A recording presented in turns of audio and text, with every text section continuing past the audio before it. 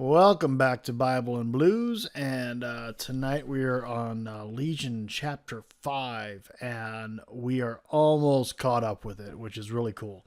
So, without further ado, we're going to get into this, because this one's complicated. This was a lot's going on here. We start off the scene. You have Carrie, the old man, in the woods. He's standing in the woods area. It's raining, and he's watching very expectantly because if you remember, in episode 4, Carrie 2 got shot. Okay, so and he felt all of that, so he knows he knows she's hurt, but she's alive. They show up and they're carrying her on a stretcher, kind of thing, homemade stretcher. So. Out of this, Melinda and David have kind of a telepathic connection all of a sudden. David seems to have come into his power, his abilities somewhat. So they work on Carrie to give her transfusions and things like that. And I kind of want to just saying so she's hurt pretty bad, and they give her blood, and people ask, well, can't they just merge together and get healed? Which is one of the things I wondered about in the last episode. And turns out not right away. She has to heal to a certain extent, or the heal will put old man Carrie into shock. Okay, and then they can join together again after she's healed a certain amount.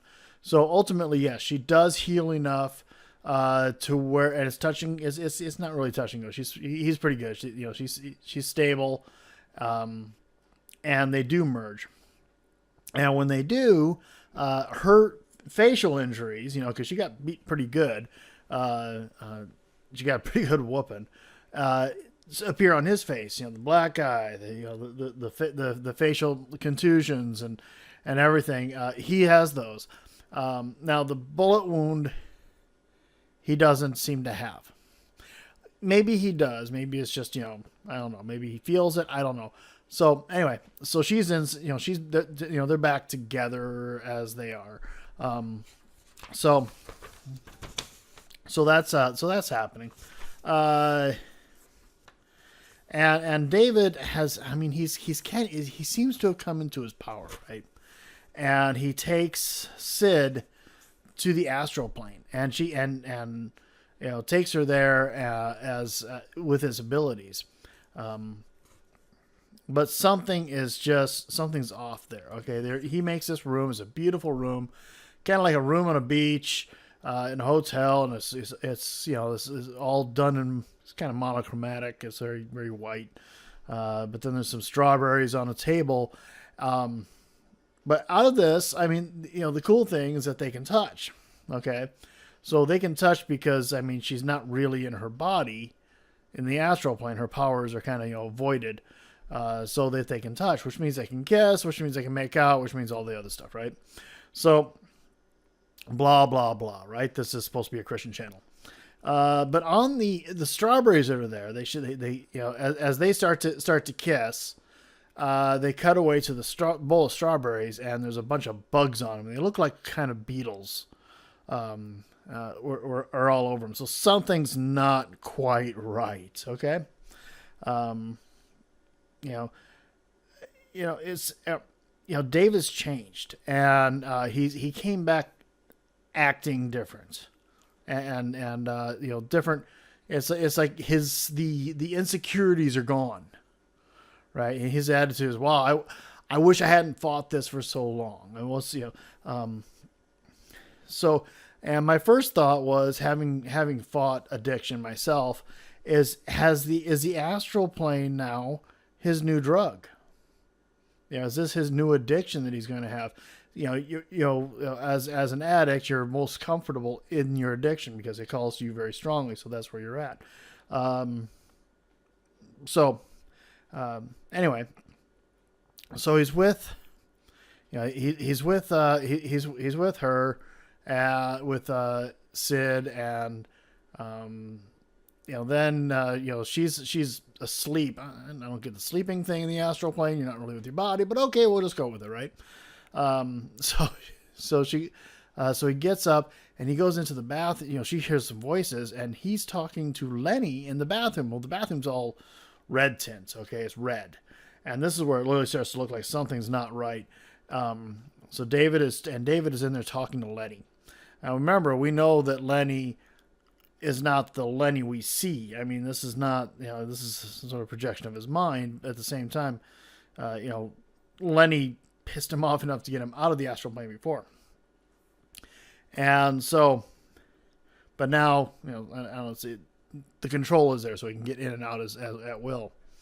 But he's talking to Lenny in the bathroom, and they're talking about getting his sister and using phrases like, he's like, should we wait for them? And Lenny's like, well, I mean, yeah, we can take them as cannon fodder, but they'll just slow us down. Us. Okay. But since Sid comes around and he hides it from Sid. Okay. So, after they'd first gone to the astral plane, Sid and David come back and Melinda, of course, during the telepathic thing, David is telling her that, I saw him there. I saw your husband there. He's, and he gives proof, he's just into the poetry and all that. And, so Melinda wants to bring David to bring Oliver back at some point in time. So they talk, and David is pushing really hard to go get his sister. And there's a difference in him when he's having this conversation, because Sid's there, he's there, and Melinda's there, and he's acting totally different. All of his insecurity's gone. He's completely confident to the point of being cocky and arrogant. Okay. And, this is definitely a different David than what we knew. So trying to kind of make sure I didn't do my notes very well on this one. It kind of caught me by surprise that it was so scattered. Okay. Yeah. So we're good. So David disappears. Let's go back to that there, because it was after going to the astral plane, and David just kind of disappears, from the astral plane, after he and Sid went back there again, and so Sid finds herself, out of the astral plane, and apparently she can get herself out. I'm not sure, maybe because I'm not sure how that works. But did he go to, but he's gone. He went to Division 3 to get his sister without them. Okay. Of course, Melanie's very worried about it. And so they all head out, and they were planning this whole thing. They were planning, looking at the structure and how they're going to get in and how they're going to deal with the guards. And so, but David's already gone, so they have to leave right away in order to save David. Ptolemy is not too happy about the whole concept. He's not. After what they found out about David during their investigation in Chapter 4, he's not a fan. Okay. He knows that David's an addict and not really a nice guy and is willing to hurt people for his addiction for some reason. But they arrive, but they go anyway because Melanie says they're going. So, yeah. So they head out. There's her, there's Ptolemy, Sid, and this other guy, and I think his name is Brad. Okay. And they head over to to Division 3, and they arrive to just devastation. And it's just, everybody they run across is dead, is toast. Their body parts are stuck in pavement. Okay. So he was teleporting and merging and, just doing all these horrible things just, to get him out of the way. They get to a point, and so they're going through the building. They go downstairs and they find more evidence of it and more bodies, and and you can imagine this is a horrible scene. They get to a place where the hallway winds off, and Sid and Ptolemy go one way, Melanie and Brad go the other. well, Sid and Autonomy end up at where the cells where Amy and Dr. Kissinger were being held. Now Amy's gone. Dr. Kissinger is still there. For some reason, he was left there by David. David didn't get him out. Of course, we know there's something wrong with David. So, but Kissinger's not really in his right mind anymore. He did not fare well under the questioning and torture that they put him under. He didn't do well. But I'm pretty sure ultimately Melanie and them let him out because it would be inhumane to leave him in there.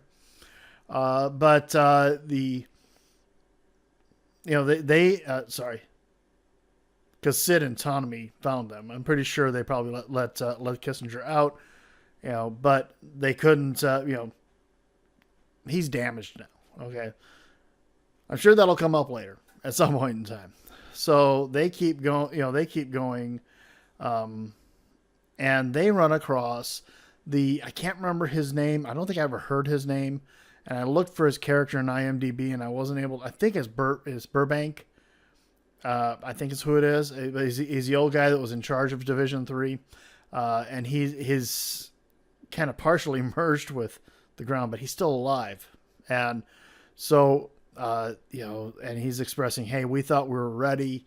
And he's dying at this point in time. We thought we were ready for him. We thought we were going to be able to take him. We knew he was coming. And we thought we could take him. And he just devastated him. And then he dies. Okay. Now, Melanie and Brad find the security system, make their way and find the security system where all the cameras are at and all video screens are at. Of course, it's a very artsy looking thing. And they go back in the records and they see where David came through, and he's just tiptoeing through the whole thing and smiling and killing people and waving to the cameras and killing more people. And so this is obviously just doing horrible things. During this time, Carrie, old man Carrie, is in his office with the monitors, and everything, and he's going through the records of what they did in the MRI, trying to pick out what he can to get whatever information he can out of it. And as he's going, the whole thing goes back and forth, right? It just goes over his face, comes back, right? Supposedly, really poor rendition of an MRI, but at one point in time it goes down, and all of a sudden you see the yellow-eyed devil's face appear for just a second. And then David, as a 10-year-old boy, appears. Okay, so there's this little back and forth going on, and Carrie catches it, and he starts to formulate what's going on with this whole thing. Okay, so he figures out what's going on.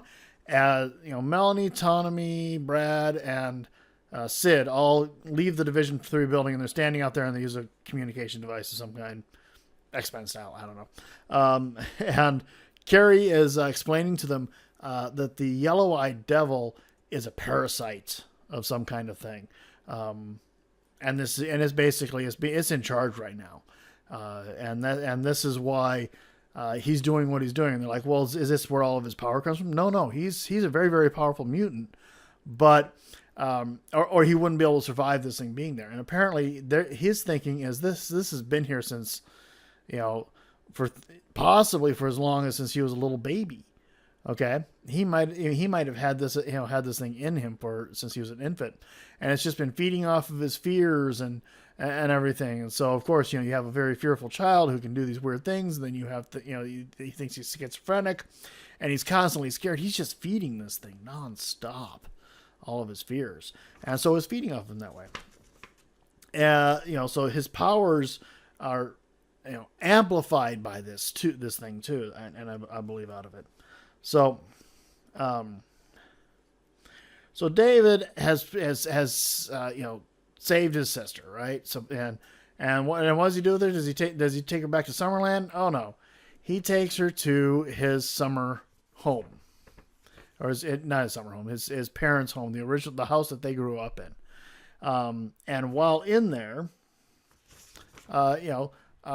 Lenny physically manifests. And it's just all this. It's really